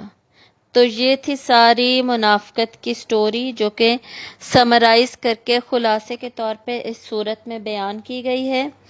اب اس میں سے ہم لیسنز کو دوبارہ دیکھ لیتے ہیں۔ سب سے پہلے تو یہ کہ ہم نے اپنے ایمان کا جائزہ لینا ہے کہ ہمارا ایمان کتنا زیادہ ہے یا کتنا کم ہے، اور اگر کم ہے تو اس کو زیادہ کرنے کی کوشش کرنی ہے، اور زیادہ کرنے کے لیے سٹیپس بہت آسان ہیں، 2 تو ہم نے اس صورت میں پڑھے۔ اس کے علاوہ اچھے مسلمانوں کی صحبت بہت زیادہ ضروری ہے۔ آپ کے ساتھی ایسے ہونے چاہیے جو کہ دینی ساتھی ہوں، آپ کو دین پر پکا رکھنے والے ہوں، آپ کو نماز کی یاد دلائیں، آپ کو مختلف اسلام سے ریلیٹڈ آپ سے باتیں کریں، ہر وقت دین کو پرائیورٹی دینے والے ہوں، تو پھر آپ پر ان کا انفلوئنس ہوگا اور آپ بھی کبھی ادھر ادھر نہیں بہکیں گے۔ اور دوسرا، آج کل کے زمانے میں کسی نہ کسی اسکالر کو ضرور سنیں، کسی اچھے اسکالر کو جو کہ آپ جانتے ہوں کہ حق پر ہے، جو بیسیکلی وہ اسکالر جو دوسروں کے خلاف ہی بول رہے ہوتے ہیں، دوسروں کی غیبتیں ہی کر رہے ہوتے ہیں۔ بہت سارے ایسے ہیں آج کل جو فلاں حدیث کی بک کو بھی غلط ثابت کر رہے ہیں، فلاں اسکالر کو بھی غلط ثابت کر رہے ہیں، وہ بھی غلط تھا، اس نے بھی ٹھیک نہیں کیا، فلاں نے بھی ٹھیک نہیں کیا۔ اس طرح کے لوگوں کو نہ سنیں، بلکہ ان کو سنیں جو کہ علم کی باتیں کرتے ہیں، جو کہ قرآن اور حدیث سمجھانے کی کوشش کرتے ہیں، یا جو اصلاحی بیانات دیتے ہیں، یا جو موٹیویشن، ڈفرینٹ قسم کی موٹیویشن ڈفرینٹ طریقوں سے دیتے ہیں، ان کو سنیں۔ جتنا زیادہ آپ کسی کے ساتھ اٹیچ رہیں گے، بیسیکلی اپنا معلم کسی نہ کسی کو بنا کے رکھیں، کوئی نہ کوئی آپ کو سکھانے والا ہو۔ اور آج کل تو آسان ہے، یوٹیوب پہ اس طرح ڈفرینٹ مل جاتے ہیں، اسکالرز مل جاتے ہیں، تو ان کے ساتھ آپ اٹیچڈ ہوں گے، ان سے نالج مل رہی ہوگی، علم ملتا رہے گا، ایمان بڑھتا رہے گا، ایمان بڑھتا رہے گا تو آپ کا دل کرے گا مزید علم بڑھے۔ تو یہ سائیکل ہے، سرکل ہے بیسیکلی، تو یہ سرکل اسی طرح چلتا جائے گا۔ اور ایمان کے بڑھنے کے لیے یہ بہت امپورٹنٹ چیز، جس کو میں نے پریکٹیکلی پرسنلی اپنے اوپر بہت زیادہ اثر ہوتے ہوئے دیکھا، بہت زیادہ انفلوئنس ہوا مجھ پر، جس کا وہ تھا سیرت النبی صلی اللہ علیہ وآلہ وسلم کی ڈیٹیلڈ سٹڈی۔ جب میں نے مکمل ڈیٹیل میں سیرت النبی کو اسٹڈی کیا، اس کے بعد الحمدللہ میرے ایمان میں بہت زیادہ فرق پڑا۔ اس کے علاوہ پھر اللہ تعالیٰ کا ذکر ہر وقت ہماری زبان پر ہونا چاہیے، قرآن مجید کے ساتھ رشتہ ہمارا اسٹرانگ ہونا چاہیے، اتنا زیادہ اسٹرانگ کہ ہر وقت ہمارے ہاتھ میں، ہمارے سائڈ ٹیبل پر ہمارے پاس قرآن مجید ہو، ہم اس کو صرف تلاوت کریں، ہم اس کو سمجھ کر بھی پڑھیں، ہم اس کی تفسیر بھی سمجھیں۔ بہت ساری چیزیں ترجمے میں ایسی آتی ہیں جو تفسیر سے کے بغیر سمجھ نہیں آتی۔ اس میں بہت ساری آسان اگزامپل میں دے دیتی ہوں۔ ایک ہی آیت میں ہم نے دیکھا، اس صورت میں بھی ہم نے دیکھا، ایک ہی آیت میں کئی جملے ہوتے ہیں، سینٹینسز کئی ہوتے ہیں۔ تو وہ اب ایک آیت کوئی ایک بندہ پڑھے گا جس نے کبھی تفسیر نہیں پڑھی، اس کو تو نہیں سمجھ آئے گی کہ جی اس میں اچھا یہ دو ڈیفرنٹ جملے ہو رہے ہیں، ایک بات ایک کہہ رہا ہے، ایک بات دوسرا کہہ رہا ہے، ایک بات منافق کہہ رہا ہے، دوسری بات اللہ تعالیٰ انہیں جواب دے رہے ہیں، ان کو نہیں پتہ چلے گا۔ تو یہ بتانے سے پتہ چلتا ہے۔ اسی طرح کبھی کبھی ایک آیت میں ایک جملہ بھی اللہ تعالیٰ مکمل نہیں کرتے، 3 آیتوں میں ایک جملہ مکمل ہو رہتا ہے، تو وہ پھر کیسے سمجھ آئے گی؟ جب تک آپ تفسیر نہیں پڑھتے سمجھتے تو ترجمہ صرف پڑھ کر بھی آپ کو سمجھ نہیں آئے گی۔ تو یہ دونوں چیزیں ضروری ہیں۔ اور ترجمے کے لیے میں ایک بات بتا دوں کہ اس کو صرف پڑھنا کافی نہیں ہے، عربی کو سمجھنا، عربی کی گرامر کو سمجھنا اور اس کو پھر ترجمے کو یاد کرنا بہت زیادہ امپورٹنٹ ہے۔ اسی سے پھر قرآن مجید سمجھ آتا ہے۔ جب ہم قرآن مجید کو فلوئنسی میں پڑھتے ہیں نا، اکٹھا آیت بائی آیت چلتے جا رہے ہیں اور سمجھ آ رہی ہے، ایک ایک لفظ کی سمجھ آ رہی ہے، بات کیا ہو رہی ہے، اس سے سمجھ آتا ہے کہ قرآن میں لیسن کیا مل رہا ہے، بات کیا ہوئی ہے، آئیڈیا کیا ڈسکس ہوا ہے، اس کا پیچھے سے کیا ریلیشن تھا، آگے یہ بات ہوئی ہے تو کیوں ہوئی ہے، یہ کیا تھا، اس کا مقصد کیا تھا، اس کی وجہ کیا تھی، اس کا ٹائٹل کیا تھا، اس کا سیکشن کیا، یہ باتیں تب سمجھ آتی ہیں۔ اگر ہمیں پتہ ہی نہیں ہے، ہم اس کو فورن لینگویج کی طرح ٹریٹ کر رہے ہیں، تو پھر یہ باتیں سمجھ نہیں آتی۔ اور ہمیں تو اس بات پہ خوش ہونا چاہیے، باقی آسمانی کتابوں کو دیکھیں، ان سب کی لینگویجز ختم ہو چکی ہیں، ڈیڈ ہو چکی ہیں۔ ہماری زندہ زبان ہے عربی، اب تک اللہ تعالیٰ نے اس کی حفاظت کی، وہ ایگزسٹ کرتی ہے۔ عربی ادب سارا موجود ہے، عربی ڈکشنریز، عربی گرامر، سارا کچھ اویلیبل ہے۔ ہمیں تو اس بات پہ بہت زیادہ اللہ تعالیٰ کا شکر ادا کرنا چاہیے، اور اسی عربی زبان کے ذریعے سے پھر ہم قرآن مجید ہمیں پورا سمجھنا چاہیے۔ جیسے باقی کتابوں کی عبرانی زبان تھی، سریانی زبان تھی، سانسکرٹ بھی تھی، وہ تو اب ایگزسٹ ہی نہیں کرتی۔ ایجپٹیولوجی میں دیکھیں، ایجپٹ میں جو بھی لینگویج یوز ہوتی تھی، اب جا کے وہ کھرچ کے اس کے مطلب نکال رہے ہیں، ڈھونڈ رہے ہیں کہ جی اس کے معنی کیا ہیں۔ ان کو اپنی زبانیں دوبارہ زندہ کرنی پڑی ہیں۔ ہماری تو زبان ہی زندہ ہے، ہماری زبان زندہ، ہم کتنے زندہ قوم ہیں، ہم کتنے، ہمارا ایمان ہمارے دلوں میں کتنا زندہ رہ گیا ہے۔ تو کتاب کے حساب سے تو ایمان بہت زیادہ ہونا چاہیے تھا، تو وہ جو مطابقت ہے، سملیرٹی، وہ آ کیوں نہیں رہی؟ تو یہ ہم نے اپنے اندر وجہ ڈھونڈنی ہے اور اس کو لے کر آنا ہے۔ پھر منافق کی جتنی نشانیاں بتائی گئی ہیں اس صورت میں، اور اس کے بعد باقی صورتیں انشاءاللہ ہم اکٹھی جب بھی ساتھ ساتھ پڑھیں گے، ان میں ہم مزید ڈسکس کریں گے، تو ان میں سے کوئی ہر نشانی پر ہمارا چیک ہونا چاہیے، چیک اینڈ بیلنس، ہماری نظر ہونی چاہیے، بصیرت ہونی چاہیے، دل کی آنکھوں سے ہم دیکھ سکیں کہ ان میں سے کسی بھی بیماری میں ہم ملوث نہ ہو جائیں۔ صرف ظاہری بیماریوں کا خیال نہیں رکھنا کہ ہماری باڈی کو کوئی بیماری نہ ہو جائے۔ قرآن مجید شفا ہے نا، کس کے لیے شفا ہے؟ دل کی بیماریوں کے لیے شفا ہے۔ اصل میں تو قرآن دل کی بیماریوں کے لیے شفا ہے، اس کے بعد جسمانی بیماریوں کے لیے بھی ڈیفینیٹلی شفا ہے قرآن مجید، لیکن باطن میں جو چھپی ہوئی برائیاں ہیں اس کو سب سے پہلے تزکیہ کے ذریعے قرآن مجید ختم کرتا ہے۔ تو ان بیماریوں پہ ہمیں اپنی نظر رکھنے کی ضرورت ہے کہ ہمارے دل میں نفرت، جھوٹ، وعدہ خلافی، انا، تکبر، اس طرح کی چیزیں، اور یہ جو ہوتا ہے شو آف کرنا، ریاکاری، یہ سب تو نہیں پیدا ہو رہا۔ تو اگر تھوڑا سا بھی پیدا ہونے لگا ہے تو فوراً توبہ کے جو 4 سٹیپس تھے ان کو فالو کرنا ہے اور واپس آ جانا ہے۔ اور توبہ کے 4 سٹیپس کیا تھے؟ سب سے پہلے اپنی غلطی کا احساس ہونا کہ میں نے غلط کیا ہے، اس کے بعد اس پر ندامت کا اظہار کرنا بول کر، اس کے بعد اس پر سوری کہنا، استغفار کرنا، اللہ تعالیٰ سے معافی مانگنا، اس کے بعد پکا ارادہ کرنا کہ میں یہ کبھی نہیں کروں گا. یہ توبہ کے سٹیپس ہیں، اور پھر انشاءاللہ اللہ تعالیٰ توبہ کو قبول فرماتے ہیں. تو جب کبھی بھی ہم سے غلطی ہو جائے، یہ نہیں سوچنا کہ جی چلو خیر ہے میں جھوٹ بول دیتی ہوں، تھوڑا سا کچھ نہیں ہوتا، اس کو کون سا پتہ چلے گا، یا اس ایک دفعہ بس بچ جاؤں، اگلی دفعہ ایسے نہیں کروں گی، ابھی بس جھوٹ بول دوں.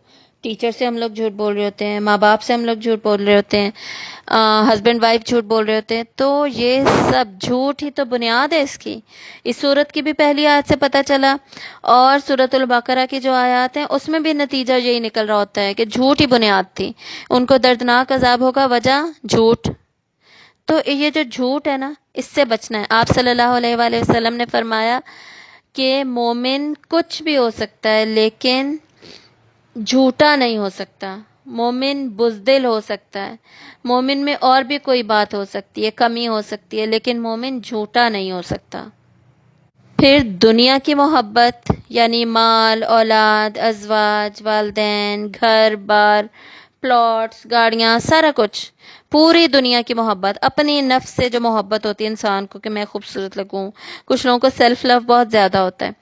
تو یہ ساری محبتیں دین اللہ تعالیٰ کی محبت کے بعد آئیں گی، اللہ اور رسول صلی اللہ علیہ وسلم کی محبت کے بعد آئیں گی. آپ صلی اللہ علیہ وآلہ وسلم نے کیا فرمایا تھا کہ اس کا ایمان تب تک مکمل نہیں ہوتا کسی کا بھی جب تک کہ وہ مجھے اپنے آپ سے زیادہ محبوب نہ رکھے. تو اللہ کی محبت، آپ صلی اللہ علیہ وآلہ وسلم کی محبت پہلے آتی ہے.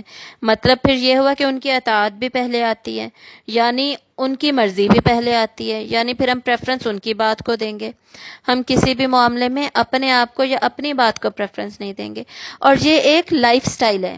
یہ ساری چیزیں جو ہیں ہمارے لائف سٹائل بن جانا چاہیے ہمارا، اور اسی کے مطابق پھر ہماری جب زندگی چلے گی تو وہ محسوس بھی نہیں ہوتا، پھر بالکل صحیح نارمل اسی طرح لگ رہا ہوتا ہے.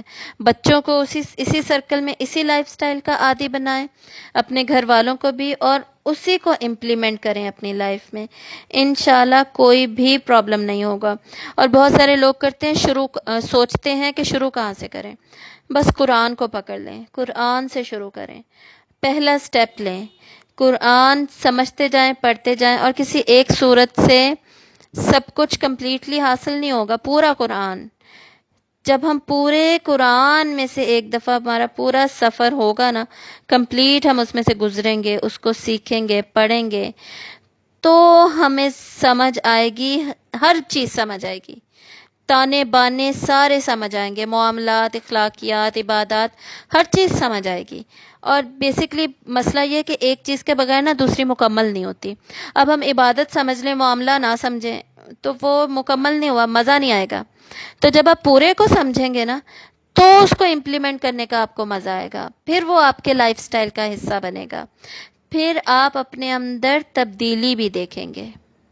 قرآن کے ساتھ اپنے رشتے کو پکا کیجئے، بہت زیادہ انتہائی درجے کا مضبوط کیجئے.